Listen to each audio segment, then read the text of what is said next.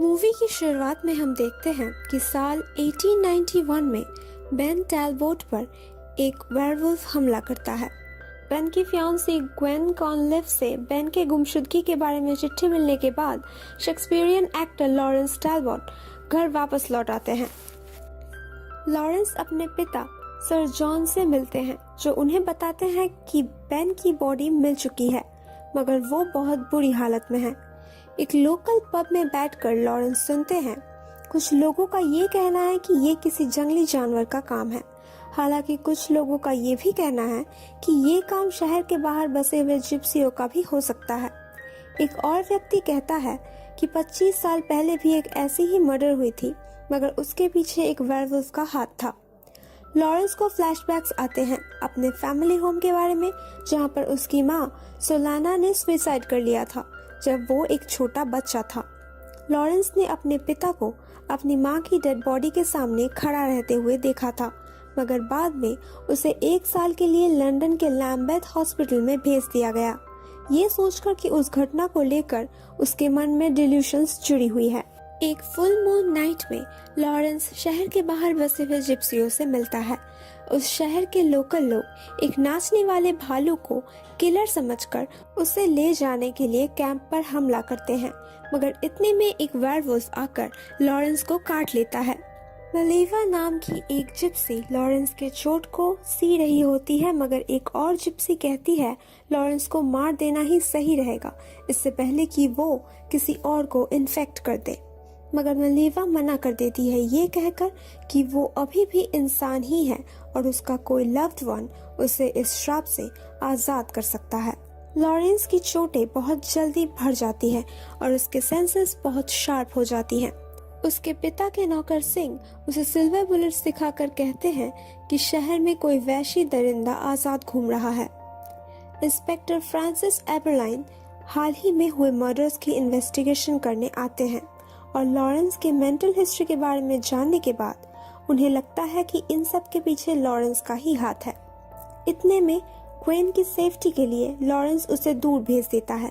वो अपने पिता को फॉलो करते हुए अपनी माँ की क्रिप्ट तक पहुँचता है, जहाँ एक रूम में उसके पिता खुद को कैद कर लेते हैं और लॉरेंस के लिए एक क्रिप्टिक वार्निंग छोड़ जाते हैं।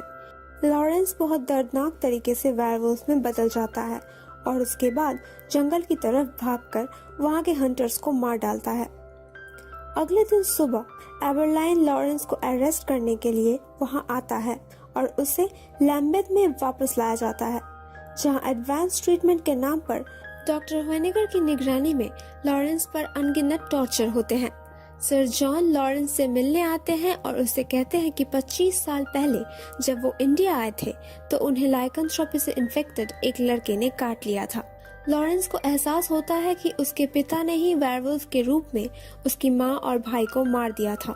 सर जॉन लॉरेंस से कहते हैं कि आज फुल मून नाइट है और उसके लिए एक रेजर छोड़ जाते हैं इन केस वो अपनी असलियत को छुपाने के लिए सुसाइड करना चाहे।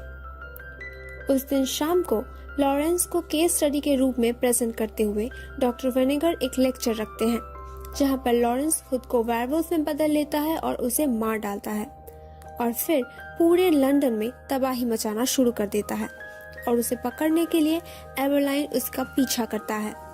अगले दिन सुबह लॉरेंस ग्वेन के एंटीक शॉप में जाकर उससे मदद मांगता है। उन्हें एहसास होता है कि वो एक दूसरे से प्यार करते हैं और वो एक दूसरे को किस करते हैं। एबरलाइन आकर दुकान की तलाशी लेता है, मगर लॉरेंस तब तक ब्लैकमोर के लिए निकल चुका था। मगर इंस्पेक्टर एबरलाइन उससे पहले ही वहां पहुंच जाता है और बाकी पुलिसमैन और सिल्वर बुलेट्स के साथ टैलबोट हॉल में उसका इंतजार करता है। ग्वेन जिप्सी मलेवा को ढूंढने की कोशिश करती है, ये सोचकर कि उसे लॉरेंस के लिए कोई क्योर मिल जाएगा, मगर उसे सिर्फ जिप्सी की दुआएं मिलती हैं।